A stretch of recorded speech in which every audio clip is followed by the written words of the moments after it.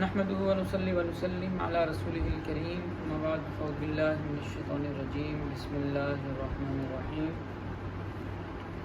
آج ہم سورہ ذاریات سے شروع کریں گے اور 27واں پارہ۔ تو اس کی ابتدا اللہ تعالیٰ نے ہواؤں کی قسم کھانے سے کی ہے۔ ہواؤں کے بارے میں اللہ تعالیٰ نے مختلف جگہ پہ قسم کھائی ہے، اور والذاریات ذروا فالحاملات وقرا فالجاریات یسرا، قسم ہے ان ہواؤں کی جو گرد اڑا کر بکھیر دیتی ہیں، قسم ہے ان ہواؤں کی جو بوجھ اٹھاتی ہیں، بادل اٹھاتی ہیں اور پھر ان کو آسانی سے لے کر رواں دواں ہوتی ہیں اور پھر ان کو تقسیم کرتی ہیں۔ تو اس کا ایک مطلب اس کا فرشتے بھی مراد دیے گئے ہیں، فرشتوں کی قسم کھائی ہے کہ جو یہ کام کرتے ہیں۔ تو بہرحال ان قسمیں کھانے کے بعد اللہ سبحانہ و تعالیٰ قیامت کے حالات بتاتے ہیں۔ انما توعدون لصادق، جو تم سے وعدہ کیا جا رہا ہے وہ سچا ہے۔ وان الدین لواقع، اور بدلے کا دن آنے والا ہے۔ والسماء ذات الحبک، قسم ہے راستوں والے آسمان کی۔ انکم لفی قول مختلف، تم البتہ آخرت کے بارے میں اختلاف کرتے ہو۔ اب راستوں والا آسمان، ایک تو اللہ نے کس طرح کے راستے بنائے ہیں۔ اب اگر ہم آج کے اس میں دور میں اور اپنی خلا کے لحاظ سے بات کریں تو آپ کو پتہ ہے کہ جہاز بھی راستوں پہ چلتے ہیں، راستے کے بغیر جہاز بھی نہیں جاتا۔ اور پھر اللہ نے جو ستارے بنائے ہیں، سیارے بنائے ہیں، چاند، سورج ہے، ہر چیز اپنے ایک راستے پہ چل رہی ہے۔ اب سورج خود، ہماری جو ساری چیزیں ہیں، زمین ہے وغیرہ، سارے سورج کے گرد گھوم رہے ہیں، تو سورج خود کہیں جا رہا ہے، اور سورج کی ڈیسٹینیشن کیا ہے، اس کا مدار کیا ہے، اس کا محور کیا ہے، کس کے گرد گھوم رہا ہے، کسی کو نہیں پتہ۔ اور پھر یہ ساری کی ساری ہماری جو ہے ایک گلیکسی ہے، اس گلیکسی کے اندر کئی، سورج ایک نارمل سٹار ہے، جیسے لاکھوں کروڑوں سٹار ہیں، اتنے ہیں کہ ہم نے ابھی تک وہ سارے دیکھے ہی نہیں۔ اور پھر ایسی کتنی گلیکسیاں ہیں کائنات کے اندر، اور کیسے ان کی وہ ساری کی ساری چل رہی ہیں، اور ساری اپنے اپنے راستے پہ چل رہی ہیں۔ اور سائنسدانوں کی پریڈکشن ہے کہ ہماری گلیکسی جو ہے، ہماری یہ قریب والی گلیکسی کے ساتھ پتہ نہیں کتنے بلین سالوں کے بعد آپس میں ٹکرا جائے گی۔ تو یہ تو ایک اپنی ان کے لحاظ سے وہ بات ہے، وہ تو اللہ سبحانہ و تعالیٰ نے کیا راستہ بنایا ہے اور کتنی دور کا، یہ تو ایک اندازہ ہے، آپ نے اپنی ظاہری سوچ کے مطابق دیکھ رہے ہیں۔ دیکھنے کے مطابق تو ظاہری بات ہے، جو دور سے دیکھنے والا ہوتا ہے اس کو تو بہت ساری چیزیں ٹکرانے والی نظر آتی ہیں، لیکن جو قریب جا کے دیکھتا ہے اس کو پتہ چلتا ہے، جو بنانے والا اس کو اصل پتہ ہوتا ہے کہ اس نے کہاں جانا ہے۔ تو اللہ سبحانہ و تعالیٰ ارشاد فرماتے ہیں کہ میں نے ساری چیزوں کو جو چلایا ہے، ایسے چلایا ہے کہ کوئی بھی دوسرے کے راستے میں نہیں آتا، ہر ایک اپنے اس میں نظام میں چل رہا ہے۔ تو اللہ کی شان ہے، جب اللہ تعالیٰ چاہیں گے ساری چیزیں ٹوٹ جائیں گی۔ اس میں اللہ سبحانہ و تعالیٰ ارشاد فرماتے ہیں کہ وَفِي السَّمَاءِ رِزْقُكُمْ وَمَا تُوعَدُونَ، تمہاری روزی آسمان میں۔ اب ہم یہ دیکھتے ہیں، بظاہر ہمیں یہ نظر آتا ہے کہ ہماری روزی زمین میں نقشے ہیں، کوئی کاروبار کر رہا ہے، کوئی کھیتی باڑی کر رہا ہے، کوئی نوکری کر رہا ہے، کوئی کسی اور طرح کا کام کر رہا ہے، تو لیکن روزی ہمیں زمین میں نظر آتی ہے، ہم اپنے اس میں کام کرتے ہیں۔ لیکن اللہ سبحانہ و تعالیٰ جو فرما رہے ہیں اصل وہ ہے کہ روزی آسمان سے ہے، اللہ تعالیٰ کے خزانوں سے آتی ہے۔ اور اب وہ اللہ سبحانہ و تعالیٰ کی علم میں ہے، یہ ہمارے لیے ایسے ہی ہے۔ اس کی مثال ہمیں جو نظر آ رہی ہے، بظاہر ہمارے جو نقشوں کے اندر ہمیں ہوتا ہوا نظر آ رہا ہے، تو یہ ایسے ہے جیسے ایک آدمی ہے، وہ سمندر کے اندر، کنویں کے اندر چاند کو دیکھتا ہے اور دیکھ کے کہتا ہے کہ چاند جو ہے کنویں کے اندر۔ اب چاند تو کنویں کے اندر نہیں ہے، ہمیں چاند کا نقشہ کنویں کے اندر نظر آ رہا ہے۔ تو اصل جو آ رہی ہے روزی، وہ آسمانوں سے آ رہی ہے، اللہ کی طرف سے طے کردہ ہے۔ یہ ایسے ہی ہے جیسے مختلف لوگ اپنے پیالے لے کے، کٹورے لے کے بیٹھے ہوئے ہیں، اور آپ عید کے دن دیکھیں مسجد کے باہر، عیدگاہ کے باہر لوگ لائن میں بیٹھے ہوتے ہیں مانگنے والے، اور کوئی پہلے والے کی اس میں ڈال دیتا ہے کاسے میں، کوئی دوسرے کے کاسے میں ڈالتا ہے، کوئی تیسرے کے کاسے میں ڈالتا ہے۔ تو اب اسی طرح ہم جو ہے، ہمارے جتنے بھی نقشے ہیں، ہم یہ سارے پیالے لے کے بیٹھے ہیں۔ اصل دینے والی ذات اللہ کی ہے، وہ جس کو چاہے نواز دیتا ہے۔ اب وہ کسی اس کا وہ نہیں ہے۔ اللہ تعالیٰ نے اپنی اس کی قدرت کی نشانی یہ بتائی ہے کہ اللہ نے اختلاف رکھا ہے، چیزوں میں اختلاف رکھا ہے۔ آپ دیکھیں جو آٹومیٹک جو چیزیں ہوتی ہیں، وہ اختلاف نہیں ہوتا اس میں۔ اگر آپ کہیں کہ اللہ تعالیٰ نے مثلا کائنات بنا کے چھوڑ دی ہے، خود بخود چل رہا ہے کام، تو خود بخود چل رہا ہوتا تو ساری چیزیں ایک جیسی آتی، اللہ کہتے ہیں دیکھو ایک درخت ہے، ایک زمین ہے، ایک بیج ڈالا ہے، ایک جیسا پودا ہے، لیکن ایک کا ذائقہ اور ہے، ایک کا ذائقہ اور ہے، ٹھیک ہے، ایک ہی درخت ہے، اس میں جو ہے وہ تفاوت آ رہا ہے۔ اگر یہ آٹومیٹک ہے چیز تو آٹومیٹک میں آپ ایک سانچے میں ڈالتے ہیں چیز ساری ایک طرح کی نکلتی ہے، اس میں وہ ایک ہی ٹھپا لگ کے آ رہا ہوتا ہے، ایک ہی طرح بنتا ہے سارا۔ ہر چیز کا مختلف ہونا یہ اس بات کی دلیل ہے کہ کوئی اسے مختلف کر رہا ہے۔ اس میں اللہ سبحانہ و تعالیٰ نے حضرت ابراہیم علیہ السلام کا واقعہ ذکر کیا ہے کہ اللہ تعالیٰ نے مہمان بھیجے اور مہمانوں نے آ کے بتایا کہ بھئی وہ پہلے ان کے لیے کھانا لے کے آئے، بڑے سخی تھے حضرت ابراہیم علیہ السلام۔ تو حضرت ابراہیم علیہ السلام جس بستی میں رہتے تھے ان بستی والوں کے اندر وہ آج بھی سخاوت ہے، اور جو ہے وہ اپنا کھانے سے پہلے مہمانوں کو کھلاتے ہیں۔ بظاہر مکہ اور مدینہ کی بستیاں ہیں یہ جہاں پہ حضرت ابراہیم علیہ السلام کے جو شہر تھے، اور وہاں کی سخاوت جو ہے ان کی گھٹی کے اندر ہے۔ تو انہوں نے کہا کہ ہم جو ہے اس طرح خوشخبری دینے آئے ہیں، تو ان کی اہلیہ نے جو ہے وہ کہنے لگی کہ یہ کیسے ہو سکتا ہے، اور اللہ سبحانہ انہوں نے بتایا کہ آپ کے اوپر تو پہلے اتنی نعمتیں ہیں، آپ کو اس بارے میں کیسے شک ہو سکتا ہے۔ اور ساتھ ہی قوم لوط کا ذکر ہے کہ قوم لوط کے اوپر ہم سزا دینے آئے ہیں، اور قوم لوط کی جو بستی تھی حضرت ابراہیم علیہ السلام کی جو بستی تھی اس سے مشرق میں تھی، تو ممکنہ طور پہ یہ ہو سکتا ہے کہ ہمارا اس علاقے کے لوگ ہوں۔ اور اللہ تعالیٰ ارشاد فرماتے ہیں فما وجدنا فیہا فاخرجنا من کان فیہا من المؤمنین، جو ہم نے مومن پائے ان کو نکال لیا۔ فما وجدنا فیہا غیر بیت من المسلمین، وہاں پہ صرف ایک مسلمانوں کا گھر تھا۔ وترکنا فیہا آیۃ للذین یخافون العذاب الالیم، اور جو ہم نے باقیوں کے لیے دردناک عذاب چھوڑ دیا۔ اور اس کے بعد حضرت موسیٰ علیہ السلام کا ذکر ہے کہ فرعون کے پاس آئے تھے، اور اسی طرح پھر قوم عاد کا ذکر ہے، اور کہ ان کے اوپر عذاب کا ذکر ہے۔ ما تذر ارسلنا علیہم الریح العقیم، ہم نے انہیں بانجھ کرنے والی ہوا بھیجی۔ ما تذر من شیء اتت علیہ الا جعلته کالرمیم، کہ وہ جس بھی چیز پر آتی تھی اسے گلا کر چورا چورا کر دیتی تھی۔ تو یہ دوسری جگہ پہ بھی ریح العقیم کا لفظ ہے۔ تو ہوا جو قوم عاد کے اوپر جو عذاب آیا تھا وہ ہوا کا عذاب تھا، اور قوم سمود کے لیے ایک چیخ آئی اور جس کے ساتھ وہ سارے تباہ ہو گئے۔ اور اللہ سبحانہ و تعالیٰ اپنی قدرت کا اظہار کر رہے ہیں کہ ہم نے آسمان کو بنایا اپنی طاقت سے، اور ہم ہی وسعتیں دینے والے ہیں، اور زمین کو ہم نے بچھایا تو ہم بہترین بچھانے والے ہیں، اور ہم نے ہر چیز میں جوڑا جوڑا بنایا۔ تو ہر چیز کے اندر اللہ نے جوڑا رکھا ہے، اور جو ہے سائنس آج کل مختلف چیزوں میں تلاش کر رہی ہے، اور اسے مل رہا ہے کہ ہر چیز کے اندر بھی، حتیٰ کہ جو ایٹمز ہیں ان کے اندر بھی یعنی جوڑے ہیں، 2 کا جوڑا ہے، 3 کا جوڑا ہے۔ تو اسی طرح جو اس میں ارشاد ہے وما خلقت الجن والانس الا لیعبدون، جنوں اور انسانوں کو ہم نے اپنی پہچان کے لیے پیدا کیا۔ وذکر فإن الذکریٰ تنفع المؤمنین، آپ نصیحت کیجئے، نصیحت کرنا مومنوں کو نفع دیتا ہے۔ اور جنوں اور انسانوں کو ہم نے اپنی عبادت کے لیے پیدا کیا، جس کا علماء نے ترجمہ کیا ہے اپنی پہچان کے لیے پیدا کیا، کہ اس دنیا کے اندر اللہ سبحانہ و تعالیٰ نے انسان کو پیدا کیا کہ انسان پڑھے۔ اگر تورات کا جو پہلا لفظ ہے اس کا پہلا لفظ اگرچہ کائنات ہے، لیکن اس کا معنی بھی درش اس طرح کا لفظ ہے جس کے معنی سیکھنے کے آتے ہیں۔ اور قرآن کریم کی جو پہلی آیت ہے اس میں بھی اقرا کا لفظ ہے، جو نازل ہوئی وہ اقرا پڑھنا سکھایا گیا۔ اور جو پہلی صورت ہے ترتیب سے سورہ فاتحہ میں پہلی آیت کے اندر عالمین بتایا گیا، عالم کے جہان پہچاننے کی نشانی ہے، پہچاننے کے آلے ہیں کہ ان کے ذریعے بندہ اللہ کو پہچان سکتا ہے۔ اللہ نے انسان کو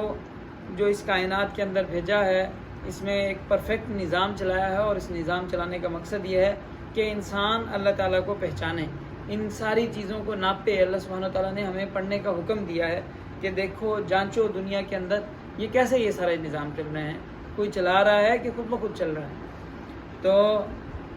ان اللہ والرزاق، اللہ کہہ رہے ہیں روزی کمانے کے لیے نہیں بھیجا یہاں پہ، روزی تو اللہ دیتے ہیں۔ اللہ نے یہاں پہ جو دنیا میں بھیجا ہے وہ یہ دیکھنے کے لیے کہ الذین یؤمنون بالغیب، بن دیکھے مانتے ہیں اور پہچانتے ہیں، دلائل سے، یقین، عقل کے ذریعے سے جو ہے اللہ تعالیٰ تک پہنچتے ہیں۔ یہ اللہ سبحانہ و تعالیٰ کا مقصد ہے جس سے ارشاد فرمایا گیا کہ فحسبتم انما خلقناکم عبثا، تمہیں فضول پیدا نہیں کیا، تمہیں کام کے لیے بھیجا ہے۔ یہاں پہ آ کے دنیا میں اللہ کو پہچانو، اللہ کو پہچاننا یہ ایک بڑا کام ہے۔ تو فَإِنَّ لِلَّذِينَ ظَلَمُوا ذَنُوبًا مِثْلَ ذَنُوبِ أَصْحَابِهِمْ فَلَا يَسْتَعْجِلُونَ، تو جو ظالم ہیں ان کے لیے باری ہے جیسا کہ پہلوں کی باری آئی۔ تو یہ باری کے لیے لفظ استعمال ہوتا ہے، اور یہ ابو سفیان نے استعمال کیا تھا جبکہ وہ کسریٰ کے دربار میں تھا، کیسر کے دربار میں۔ تو اس نے کہا کہ الحرب بیننا سجال، کہ جنگ جو ہے ہمارے درمیان برابر سرابر ہے، کبھی وہ جیت جاتے ہیں کبھی ہم جیت جاتے ہیں۔ تو یہ دنیا کا نظام ایسے ہی چلتا ہے، دنیا میں اوپر نیچے ہوتا رہتا ہے۔ آج اگر کافر طاقت میں ہیں، کافر آج حکومت کر رہے ہیں تو کوئی بڑی بات نہیں ہے، دنیا کا نظام ہے۔ تو انشاءاللہ مسلمان دوبارہ سر بلند ہوں گے اور ساری کائنات کو انشاءاللہ ساری تسخیر کائنات کا ہنر سیکھیں گے۔ تو سورہ طور دوسری صورت ہے، اور اس میں خاص طور پہ اللہ سبحانہ وتعالیٰ نے اپنی قدرتوں کا ذکر کیا ہے، اور اس میں بہت ساری باتیں ہیں جو پہچاننے کی ہیں اور جن کے اوپر محنت کرنے کی ضرورت ہے۔ جیسا کہ ہم نے پہلے بات کی کہ حضرت موسیٰ علیہ السلام کو جو اللہ نے وحی اتاری، اسے طور کا لفظ استعمال کیا گیا، طور پہاڑ پہ اتاری، اور طور کو طور ایمن کہا گیا، اور پھر اس سے بتایا گیا کہ طور وہ پہاڑ وہاں پہ ہے جہاں پہ زیتون کا درخت اگتا ہے، اور جہاں پہ یہ بتاتے ہیں صحرائے سینا میں وہاں پہ زیتون کا درخت نہیں اگتا۔ تو اب دوسری یہاں بھی جو سورہ طور ہے اس کے اندر جو بات بتائی گئی ہے، یہ اس میں پہلی قسم طور پہاڑ کی کھائی گئی ہے، دوسری و کتاب مستور، اس کتاب کی جو کھلے ہوئے صحیفے میں لکھی ہوئی ہے، فی رق منشور، ایک پھیلی ہوئی رق کہتے ہیں، کھال کو کہتے ہیں، کھال کے لیے لفظ استعمال ہوتا ہے، ایک کھلی ہوئی پھیلی ہوئی کھال میں لکھی ہوئی ہے۔ اور والبیت المعمور، اور بیت معمور کی قسم، بیت معمور اس گھر کو کہا جاتا ہے جو کہ اللہ سبحانہ وتعالیٰ نے خانہ کعبہ کے بالمقابل اللہ تعالیٰ کی بارگاہ کے اندر یہ گھر ہے، اور وہاں پہ ہر وقت فرشتے طواف کرتے ہیں، تو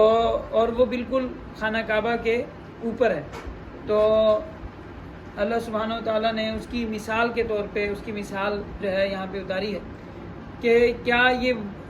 خانہ کعبہ جو ہے، اتنی بات تو بعض روایات سے یہ ملتی ہے کہ خانہ کعبہ ہی اللہ تعالیٰ کی طرف سے آسمانوں سے اتارا ہے۔ جب حضرت آدم علیہ السلام دنیا میں اتارے گئے تو ساتھ ہی انہوں نے یہ درخواست کی کہ یا اللہ وہ اپنا گھر جو تیرا وہاں پہ موجود تھا وہ یہاں پہ ہمیں دے دے، تو اس کی وجہ سے وہ آسمانوں سے اتارا گیا۔ تو بیت معمور، تو اب اس میں طور کے ساتھ اس کا ذکر ہے، تو یہاں پہ کچھ نہ کچھ اس طرف وہ بھی، اس سے بھی کچھ پتہ چلتا ہے کہ وہ جو ہے خانہ کعبہ کے پاس ہونا چاہیے۔ دوسرے نمبر پہ یہاں پہ رق کے منشور کا لفظ ہے، یہ رق کا لفظ میں ان کی کتاب میں تلاش کر رہا تھا، تو یہ پولس نے اس کا ایک خط میں تذکرہ کیا ہے، اپنے تھیمتھوس نام کا ایک کوئی اس کا وہ ہے شاگرد، اس کو خط لکھ رہا ہے، تو اس میں کہہ رہا ہے کہ وہ خاص رق جو ہے اس میں جو لکھی ہوئی کتابیں اور جو رق ہے وہ لے کے آنا۔ تو اب رق میں، اور اب ہمارے پاس یہ جو ان کو یمن کے علاقے سے انہوں نے کہا ہے کہ ہمیں ایک ملی ہے 1760 کے اندر ایک بہت بڑی گائے کے چمڑے کے اوپر لکھی ہوئی ایک تورات ملی ہے، اور وہ جو ہے ایک خاص یہودی فرقہ تھا اس کے پاس تھی، اس طرح کی یہ ان کا کہنا ہے۔ تو ہو سکتا ہے یہ رق کے منشور اسی کو کہا جا رہا ہو، اور ہو سکتا ہے یہ اوریجنل جو کتاب ہے وہ ان کو مل گئی ہو،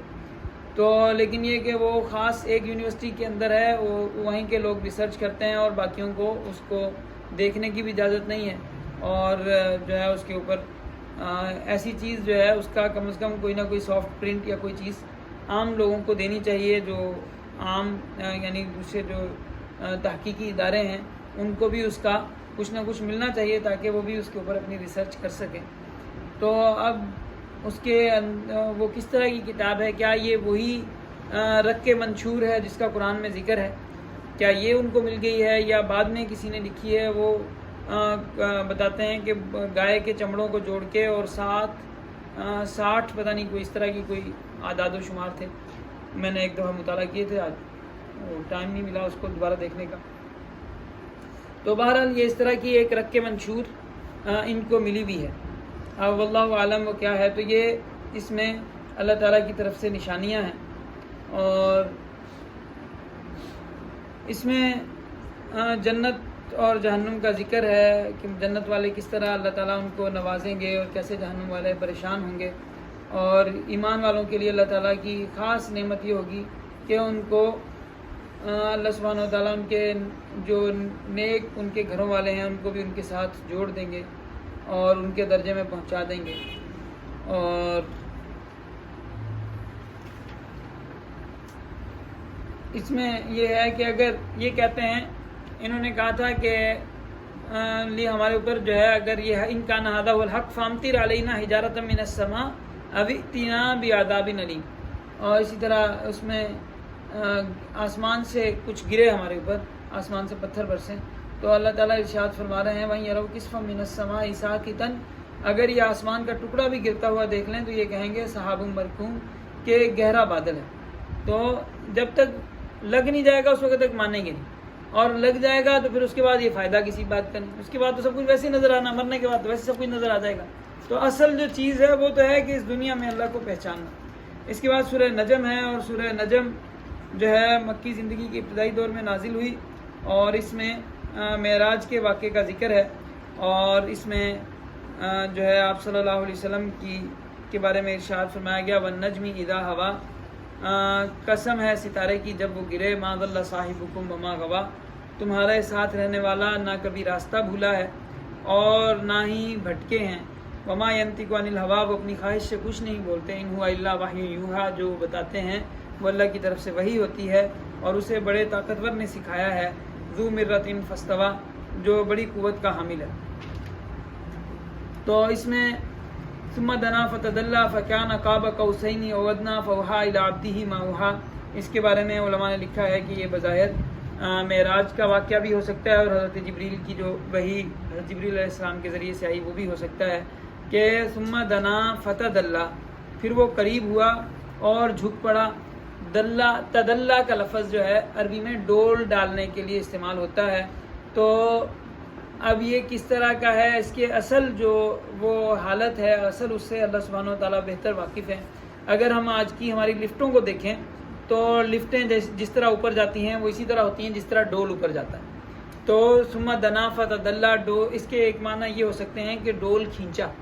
اور اس میں پیچھے جو لفظ ہے دلون کا لفظ ہے اور ڈول کے معنی کے اندر ہے. تو یہ قرآن کریم کی ہر آیت ایک دوسرے کے ساتھ، ہر بات ایک دوسرے کے ساتھ جڑی ہوئی ہے.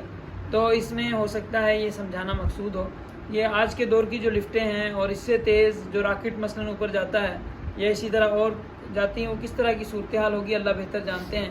تو فکان قاب قوسین او ادنی،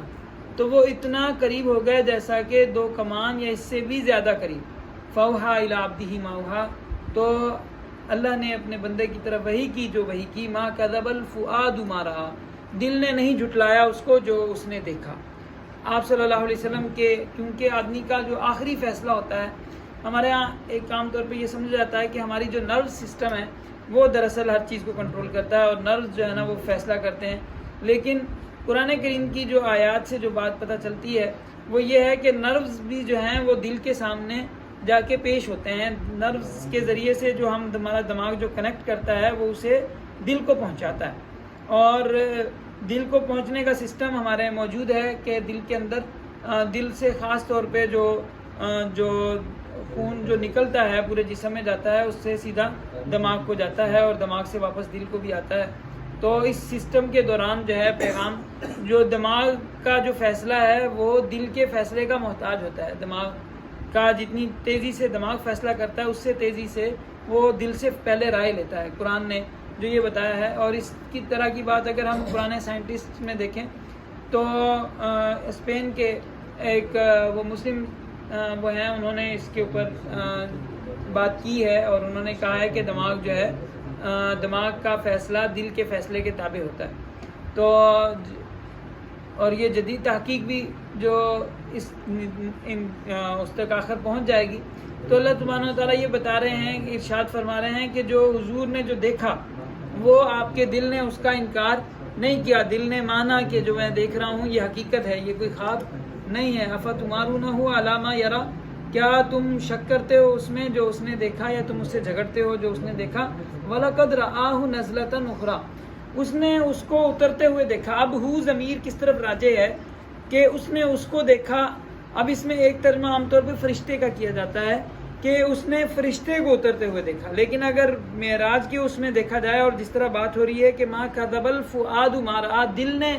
اس کو نہیں جھٹلایا جو اس نے دیکھا، تو اس لحاظ سے ترجمہ بنتا ہے کہ وَلَقَدْ رَآهُ، اس نے اپنے آپ کو دیکھا، نزلۃ اخری، دوبارہ اترتے ہوئے، جہاں پہ وہ گئے تھے وہاں سے اترتے ہوئے بھی انہوں نے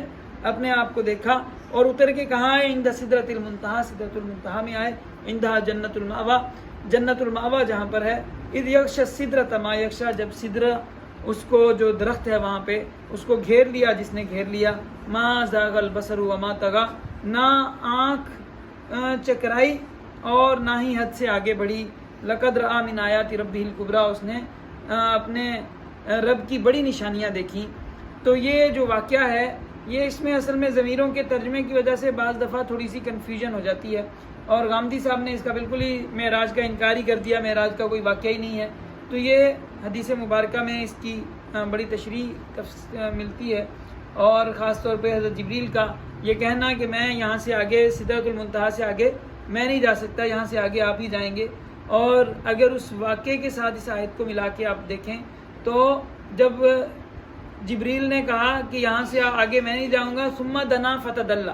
تو پھر وہ قریب ہوئے اور ڈول کی طرح کھینچ لیے گئے۔ فکان قاب قوسین او ادنی، دو کمان کا یا اس سے بھی کم فاصلہ رہ گیا۔ فاوحی الی عبدہ ما اوحی، وہاں پہ جو بات ہوئی وہ بات ہوئی۔ ما کذب الفؤاد ما رأى، جو دل نے دیکھا،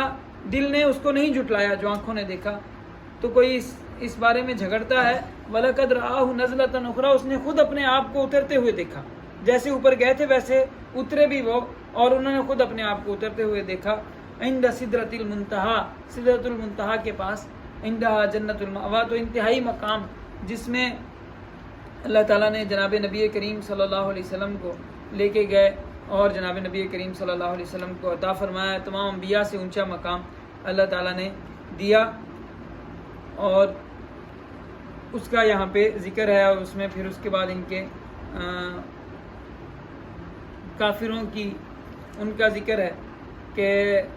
جو بھی انہوں نے جو جس کو خدا بنایا ہوا ہے، یہ سارے ان کے گمان ہیں، اور جو اب انہوں نے جو بت بنائے ہوئے تھے، بت سارے کے سارے بت بھی جو ہے وہ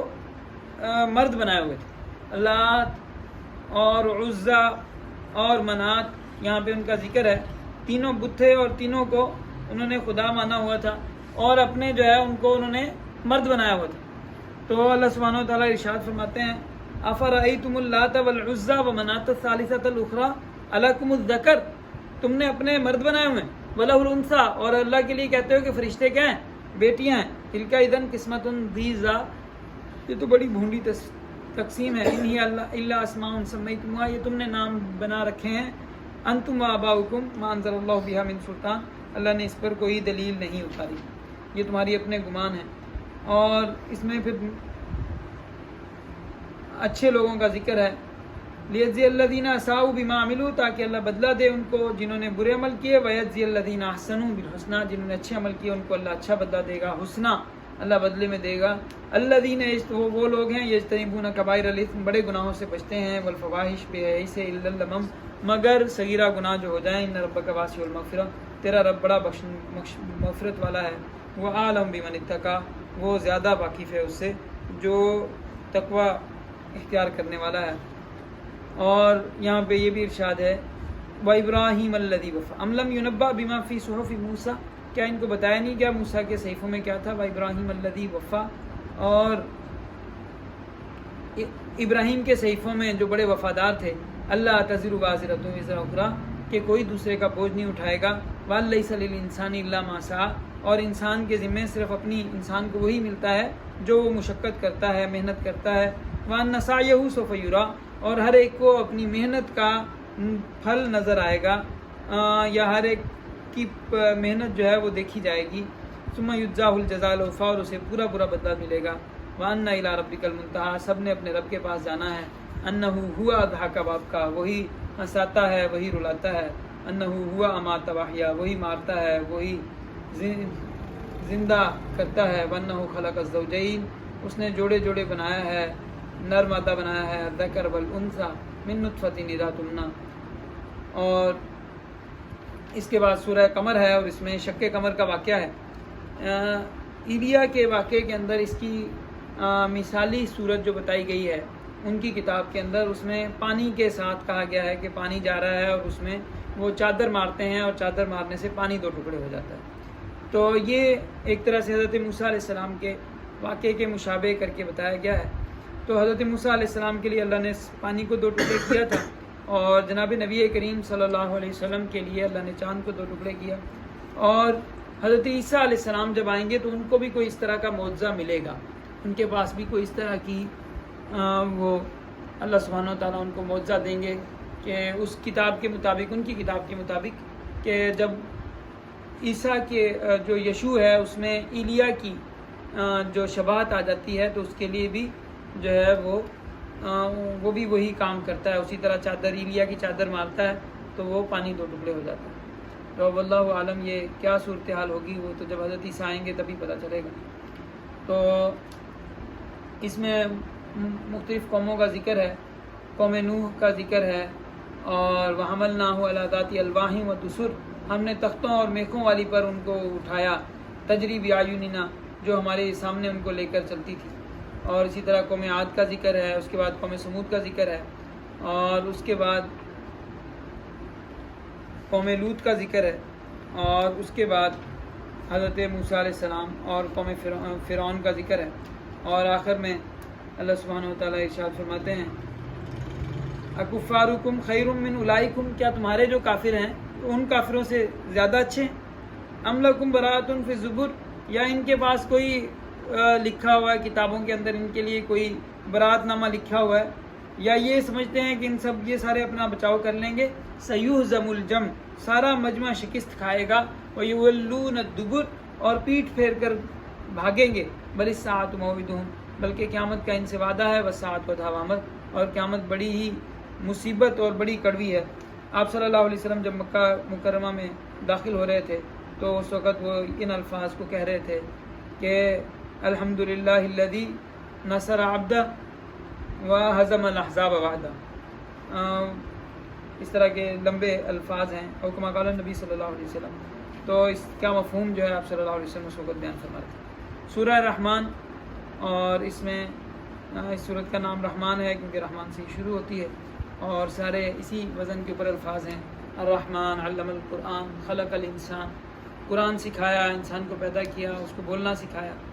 تو بار بار اس میں اس بات کا وہ ہے کہ فبأي آلاء ربكما تكذبان، اللہ کی کون کون سی نعمتوں کو تم جھٹلاؤ گے۔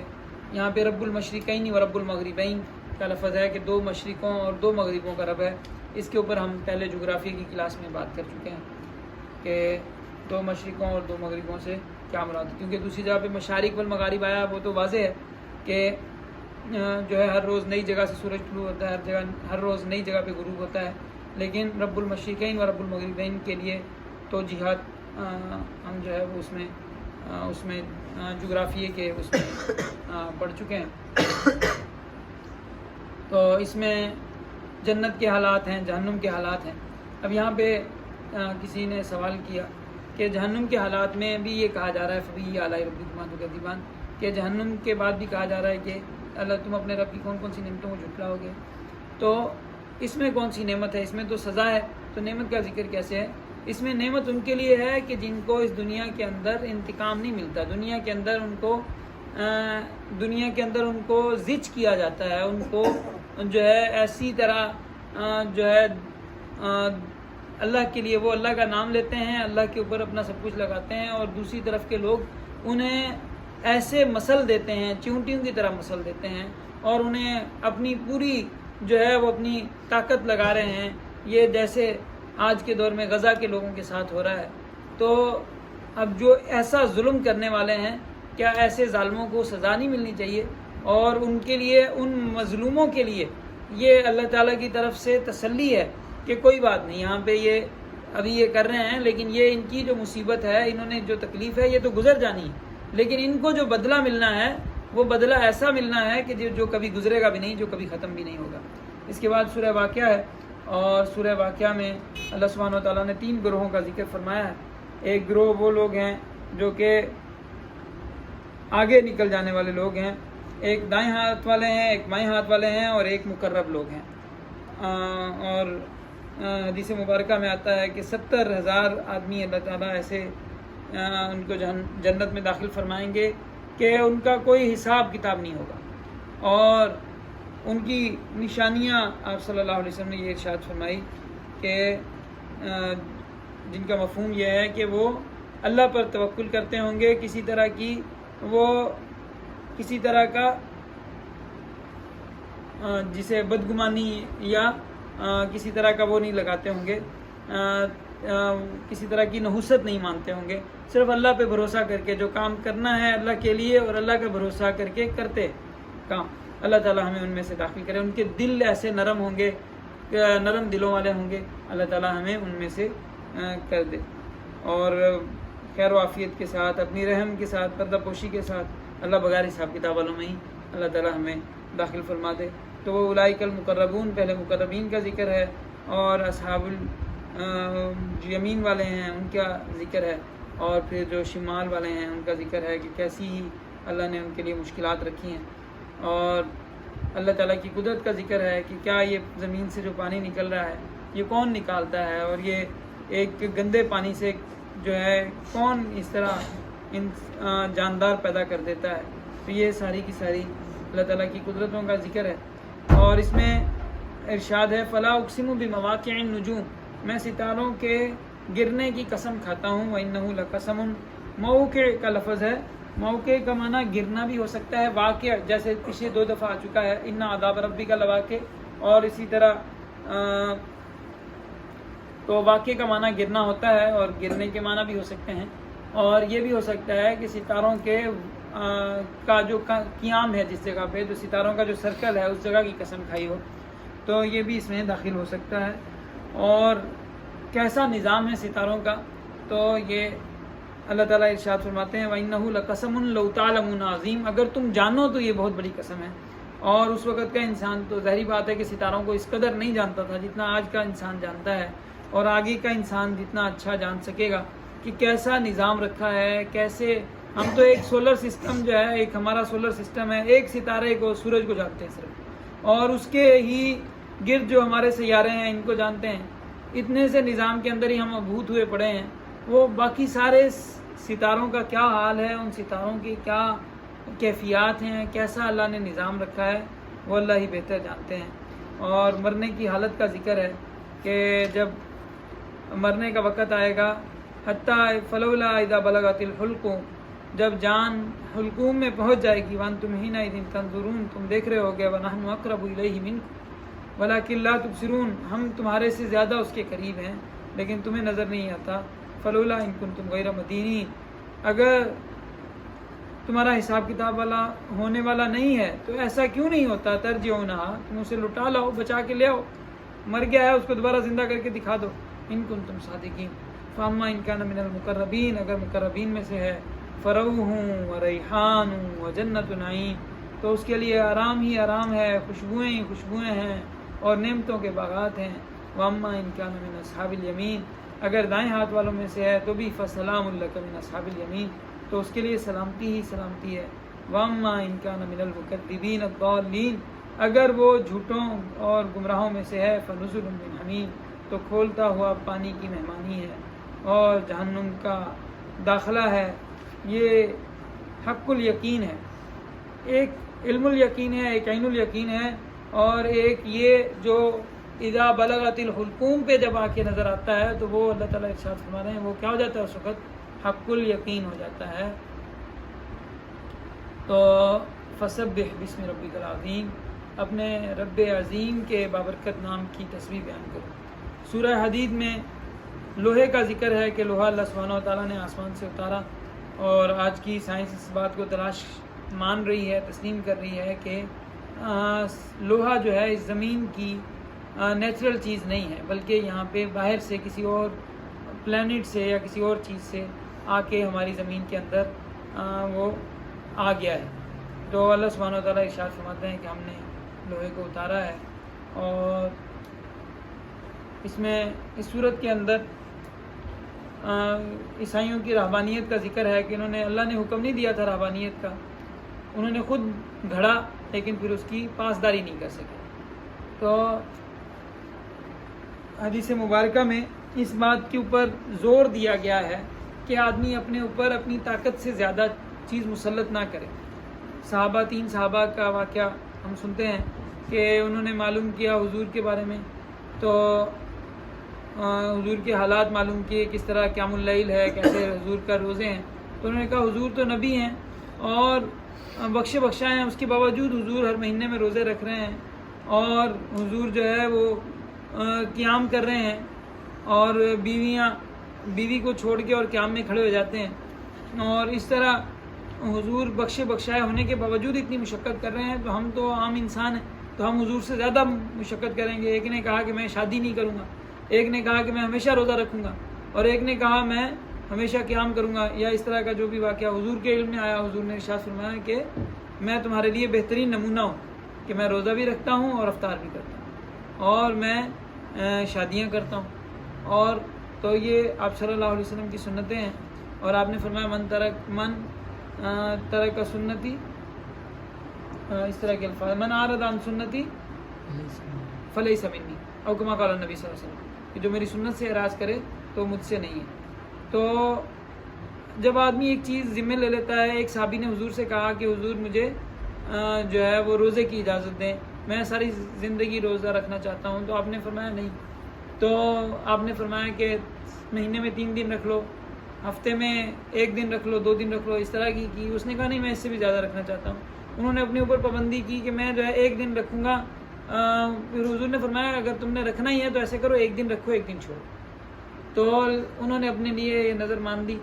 اور ساری زندگی وہ اس طرح رکھتے رہے، لیکن آخری عمر میں پھر وہ پریشانی ہوتی تھی ان کو، تو وہ کہتے کاش میں حضور کی دی ہوئی رخصت کو مان لیتا، لیکن اب ایک چیز بندے نے ذمہ لے لی ہے تو پھر اسے پورا کرنا پڑتا ہے۔ تو اب رہبانیت اللہ نے فرض نہیں کی تھی، حضرت عیسیٰ علیہ السلام نے آ کے حضرت موسیٰ علیہ السلام کے جو قوم کے اندر جو ربی تھے، جو احبار تھے، ان کی اس کے اوپر وہ کی کہ انہوں نے، اللہ